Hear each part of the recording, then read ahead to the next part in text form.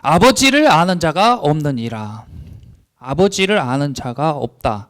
누구누구만 아냐면 아버지 외에는 아들을 아는 자가 없어요. 여기서 아버지가 누구예요? 아버지는 하나님이죠. 하나님.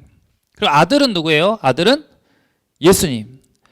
그냥 이걸 다시 한번 읽어보면 하나님 외에는 예수님을 아는 자가 없고, 그리고 예수님과 또 예수님의 소원대로 계시를 받은 자 외에는 하나님을 아는 자가 없느니라. 이렇게 읽을 수가 있는 거죠.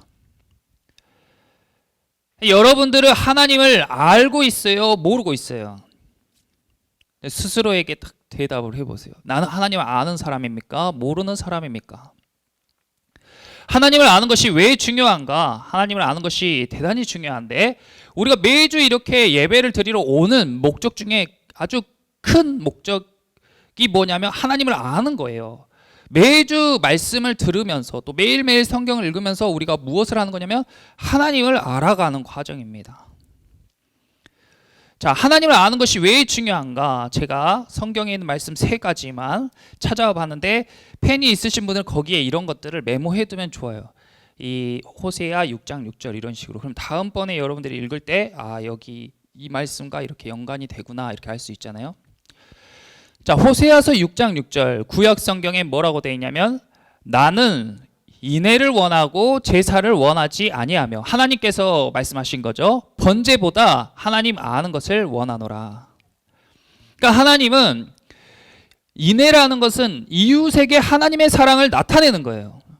그러니까 너희가 이웃들에게 나의 사랑을 나타내길 원하고, 예배보다 그것이 더 중요해. 너희 삶에서 일주일에 한 번 나에게 예배 드리는 그 모습보다, 그 태도보다 너희가 평소의 삶 가운데에서 나의 사랑을 나타내는 게 나는 더 기쁘다. 그리고 너희가 예배의 행위를 그렇게 막 예배 때 막 이렇게 눈물 흘리고 막 이런 것보다 너희가 더 나를 아는 데에 집중하는 것을 내가 더 기뻐한다. 이렇게 이야기하신 거예요. 그러니까 이것은 하나님이 예배 때 멀뚱하게 가만히 앉아서 예배 드리라는 뜻이 아니고, 진정으로 나를 알기를, 하나님 찾기를 갈망하는 사람을 원한다, 그런 거죠. 요한복음 17장 3절에서는 영생을 이야기했어요. 우리가 왜 신앙생활을 하는가? 중요한 이유 중에 하나가 영생이죠. 영원한 생명. 죽음의 문제를 해결하기 위해서, 그래서 예수님을 믿고 따르는 건데, 이 영생의 길이 무엇인가? 그것은, 영생은 곧 하나님과 예수님을 아는 것이다. 여러분들이 생각하는 영생의 방법과 같은가요? 다른가요? 주일에 매주 나와서 예배 드리는 것이 영생의 길이 아니고, 그것은 어떤 방법 중에 한 가지이고, 하나님과 예수님을 아는 것이 영생의 길이라고 저것은 예수님께서 하신 말씀이죠. 그리고 고린도 후서 10장 5절에 하나님을 아는 것을 대적하여 높아진 것에 대해서 이야기하고 있습니다. 하나님을 아는 것을 대적하여 높아진 것들이 있어요. 하나님 아는 것을 무시하고 반대하고 방해하는 그런 것들이 있는데, 그것을 어떻게 하시냐? 다 무너뜨리신다. 하나님께서 다 무너뜨리고 모든 생각을 사로잡아서 예수님께 복종하게 하는데, 이것이 바로 마지막 때의 심판의 때예요. 그러니까 그때 사람들이 자기가 알고 있던 하나님을 부정하던 그 생각들이 다 무너지고, 진짜 그 말씀이 맞았네, 하나님의 말씀이 진실이었네 깨달았을 때는 후회해도 늦다는 거예요. 다 생각을 다 사로잡아 예수님한테 복종하게 만드신데, 그때는 후회해도 늦는 마지막 때다. 그래서 하나님께서 미리 우리에게 알려주신 이런 것들을 무엇이라고 하냐면, 이것을 계시라고 하는 거예요. 그래서 오늘 말씀에 예수님의 소원대로 계시를 받은 자 외에는 하나님을 아는 자가 없느니라. 그러므로 오늘 여러분, 하나님께 또 한 가지 감사해야 될 감사의 제목은 무엇인가? 우리에게 예수님의 소원대로 하나님을 알 수 있게 계시해 주심을 감사하는 여러분 되시기를 바랍니다. 이것은 누구에게나 허락된 게 아니고, 특별하게 하나님께서 이곳 가운데 우리를 보내신 그 예수님의 소원, 그 뜻에 의해서 저와 여러분이 지금 이 자리 가운데 있는 줄 믿으시기 바랍니다. 이것에 대해서 조금 더 자세히 봐볼게요. 자, 여러분 저를 보세요. 제 키가 큽니까? 작습니까? 대답하지 말고 마음속으로만 한번 생각해 보세요. 제 키가 커요? 작아요? 지금 눈으로 웃고 있는 사람은 다 나 작다고 생각하는 사람이죠? 네. 내 키가 크다고 생각하는 사람도 있고 작다고 생각하는 사람도 있을 거예요. 그러면 내 키가 크다고 생각하는 사람은 나를 크게 보는 사람이고 내 키가 작다고 생각하는 사람은 나를 작게 보는 사람이죠. 근데 왜 내 키는 그대로인데 여러분들이 생각하는 내 키의 기준은 다 다른가? 그것은 내 키를 평가하는 잣대, 즉 그 기준이 다 다르기 때문이에요. 그럼 여러분 안에 그런 기준은 어떻게 생겨나는 거예요? 저를 크다고 평가하고 작다고 평가하는 그 기준은 어떻게 생겨난 거예요? 그것은 과거에 여러분들이 경험한 경험과 지식을 모두 합해서 만들어진 어떠한 기준에 의해서 저를 평가하게 됩니다. 그렇죠? 여러분들이 봤던 사람들의 평균 키에서 저를 비교할 수도 있고 아니면 여러분들이 생각하는 이 정도 키가 적당하지라는 그 기준에 자신의 생각에 있는 그 기준에 저를 비교할 수도 있고 근데 제 키가 그것에 의해 달라지는 건 아닌데 여러분들의 평가가 달라지는 거죠. 그럼 진실은 뭐예요? 제 키가 큰 게 진리예요? 작은 게 진리예요? 진실이 뭐예요? 그것을 아는 사람이 누구뿐인 거예요? 그것을 아는 사람은 하나님뿐이다. 진짜가 뭐냐? 진실이 뭐냐? 그것을 아는 것은 하나님뿐이다. 근데 이것이 왜 중요하냐면 그렇다면 하나님은 어떤 분이에요? 우리가 믿고 있는 하나님은 어떤 분이에요? 우리가 생각하는 하나님이 다 다르단 말이에요. 똑같은 하나님을 믿고 있는데 여기 있는 사람이 생각하는 하나님이 다 다른 거예요. 왜 다 다르냐? 우리가 어려서부터 지금까지 경험해온 하나님 그리고 우리가 배워온 하나님의 그 모든 것을 다 더해서 여러분들 나름 만들어 놓은 그 기준에 대어서 하나님을 평가하는 거예요. 그것이 여러분들의 머릿속에 있는 하나님의 그림입니다. 그러면 그 하나님이 절대적인 하나님이냐 아니면 여러분들이 만들어낸 하나님이냐 그런 걸 잘 분별해야 된 거예요. 그러면 상황보다 중요한 것은 무엇인가? 지금 현재 상황보다 중요한 것은 기준이다. 저를 한번 따라서 해주세요. 상황보다 중요한 것은 기준이다. 상황보다 중요한 것은 해석이다. 난 불행해. 짜증나. 불행해. 왜 짜증나고 왜 불행해요? 그것은 내 기준에 상황이 못 미치기 때문이다. 그러면 상황은 내가 바꿀 수 있어요? 없어요? 지금 일어난 일들을 내가 바꿀 수 있어요? 없어요? 바꿀 수 없죠. 근데 그 기준은 바꿀 수 있어요? 없어요? 쉽지 않지만 바꿀 수가 있는 거예요. 너가 왜 불행하니? 내 기준에 나보다 더 상황이 좋은 사람과 나를 비교하니까 내가 불행해. 근데 나보다 더 못한 사람이랑 비교했더니 지금 내 처지가 엄청나게 감사한 줄 알았어. 그렇게 달라지는 거예요. 그러니까 상황보다 중요한 것은 기준이고 지금 일어난 현재의 그 현상보다 중요한 것은 해석인 거예요. 근데 여러분들 안에 모든 상황에 대한 기준이 어떻게 만들어지냐면 여러분들의 경험과 지식에 의해서 모든 상황을 판단하는 그런 지식, 그런 기준이 만들어지는 거예요. 근데 하나님의 말씀은 무엇이냐면 그러니까 여러분들이 예배가 재미없다, 지루하다 이거는 여러분들의 재미에 관한 기준이 과거의 경험치로부터 만들어진 거죠. 그리고 저 사람은 좋다, 나쁘다, 이 상황은 좋다, 나쁘다, 즐겁다, 슬프다 모든 것이 다 여러분들 안에 있는 그 기준에 의해서 딱 평가가 되는데 하나님께서 여러분들을 말씀을 통해서 뭘 바꿔버리냐면 여러분들의 기준을 싹 바꿔버리는 거예요. 그것이 딱딱해진 마음을 갈아엎어가지고 기경한다고 하는 겁니다. 내 과거의 생각과 경험치를 다 엎어버려요. 사람이 죽는 것은 당연한 일이고 절대로 막을 수 없는 일인데 예수님께서 죽은 사람을 살리시고 영원히 살게 하신다는 것은 내 경험치와 내 기준에서는 생각할 수 없는 것인데 하나님이 말씀으로 그걸 바꿔버리신단 말이에요. 지금 내 처지를 절대로 바꿀 수 없어. 사람의 힘으로 바꿀 수 없어. 내 주변 사람을 바꿀 수 없고 우리나라의 환경을 바꿀 수 없고 지금 처한 이런 팬데믹 상황이나 바이러스도 사람의 힘으로 어쩔 수 없어. 근데 예수님께서는 그 모든 걸 바꿀 능력을 갖고 계신 분이시다 하고 말씀에서 이야기하는 거예요.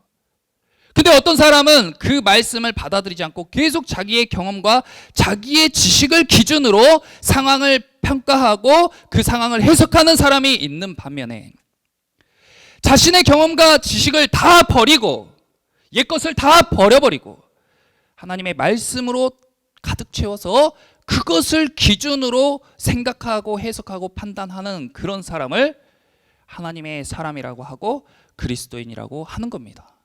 그러므로 그렇게 새 사람이 된 인생은 어떻게 되는 거예요? 하나님의 말씀을 기준으로 살아갈 수 있게 되는 거예요. 내가 지금 고난에 처하고 힘든 상황에 있는데 현재의 나의 고난은 장차 올 영광과 비교할 수가 없다. 그래서 나는 지금 기쁘다. 나는 하나님께 감사한다. 이렇게 해석하고 판단할 수가 있게 되는 것입니다. 우리가 지난주에 천지의 주제라는 이 단어를 함께 나눴어요. 천지의 주제. 그래서 제가 일주일 동안 이 단어에 푹 빠져서 살았는데 지난주에 이 단어를 이 본문도 제가 기도하다 우연히 감동을 받아서 이 본문을 묵상하게 되었고 여러분과 나누게 되었는데 거기서 이 천지의 주제라는 단어가 확 와 닿는 거예요. 제가 일부러 이런 글씨체로 이 PPT를 만들었어요. 이 PPT를 딱 보는 여러분들의 느낌도 여러분들이 갖고 있는 기준에 따라 다 다르겠죠. 자, 이 천지의 주제라는 단어가 마태복음 11장에 나오는데 이것이 바로 하나님을 나타내는 단어예요. 하나님을 나타내는 단어. 근데 제가 이번 주에 새벽 설교를 하는데 새벽 설교의 본문이 창세기 14장이었어요. 근데 창세기 14장을 읽으면서 묵상하는데 거기에 천지의 주제라는 단어가 또 나오는 거예요. 그래서 이 단어를 한 번 더 깊이 묵상을 했죠. 그리고 그 뒤로 청년 선생님들과 같이 독서 모임을 하는데 이번에는 성경 말씀으로 독서 모임을 했어요.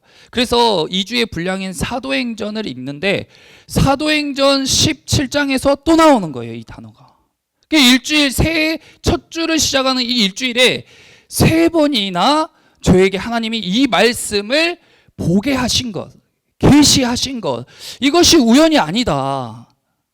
신기하더라고요. 그래서 제가 성경에 천지의 주제란 말이 이렇게 많았나? 그 전에 내가 이런 단어를 본 적이 없는데 하고 성경에 천지의 주제라는 단어가 몇 번이나 나오나 찾아봤어요. 한 몇 번 나올 것 같아요? 이렇게 일주일 만에 제가 다른 본문을 다른 성경을 3번 봤는데 3번 다 이 단어가 눈에 딱 들어왔단 말이에요. 그럼 성경에 한 몇 번 나올 것 같아요? 제가 찾아봤더니 5번 나오는 거예요. 성경 전체 다 해서 5번 나오는 거예요. 근데 더 신기한 것은 이 5번 중에 2번이 제가 읽었던 창세기 14장에 2번이 나와요.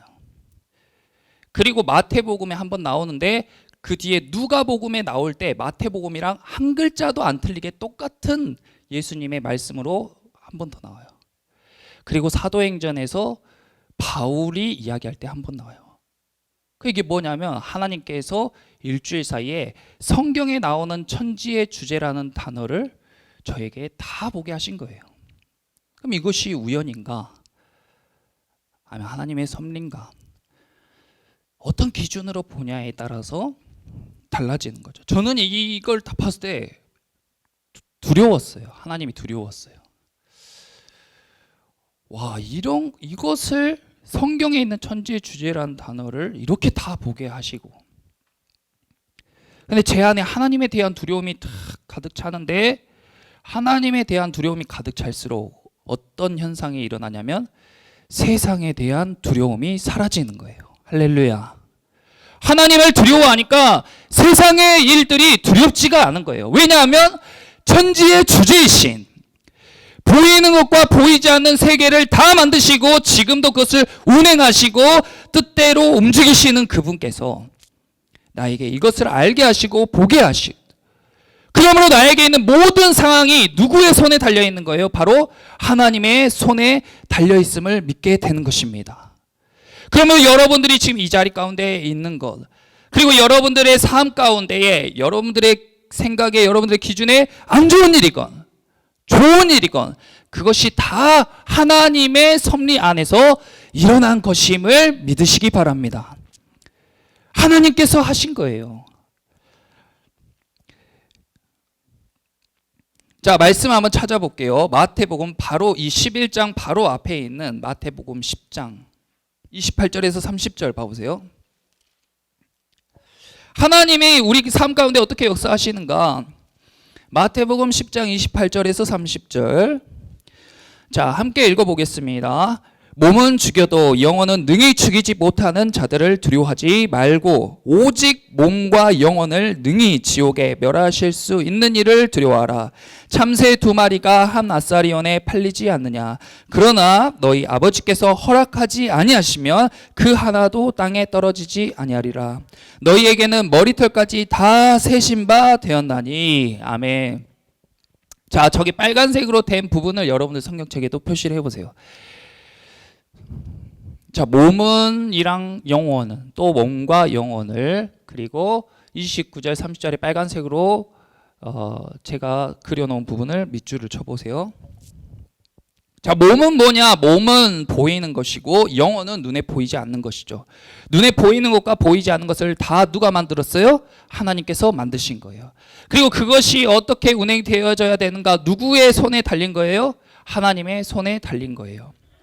그래서 하나님이 뭐라고 예수님이 뭐라고 하셨냐면, 몸과 영혼을 능히 지옥에 멸하실 수 있는 그 사람을 두려워하라. 그 일을 두려워하라고 했어요.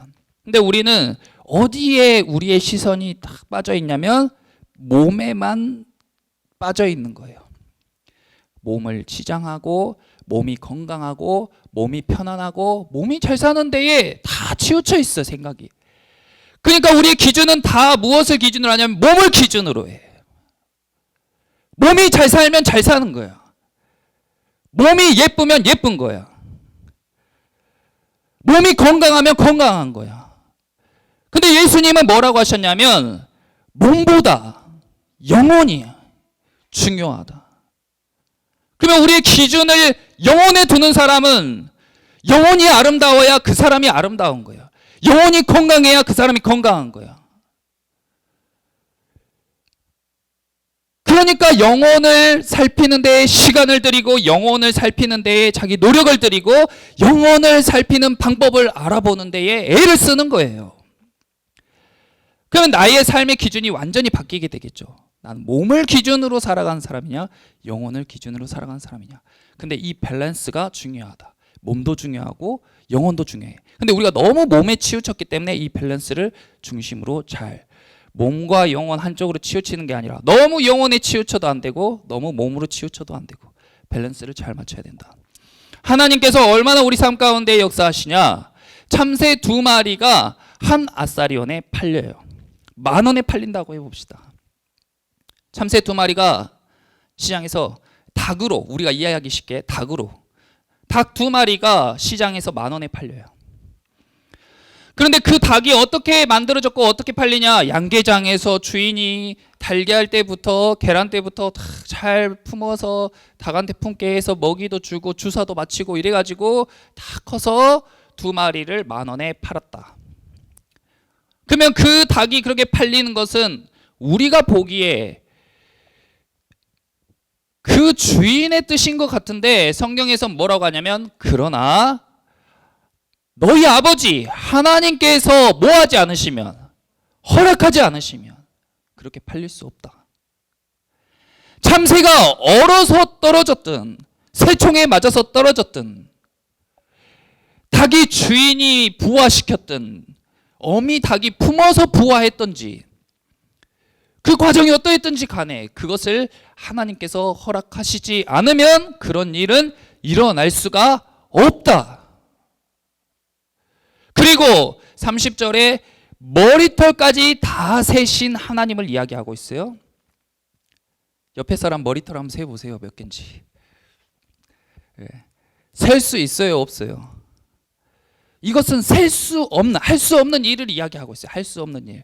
근데 이 시대 때는 이것이 불가능한 일을 이야기하는데, 그러니까 너희 아버지는 불가능한 일을 가능하게 하시는 분이시다, 그걸 이야기하고 있는데, 이 시대에는 이 머리털을 셀 수 있어요, 없어요?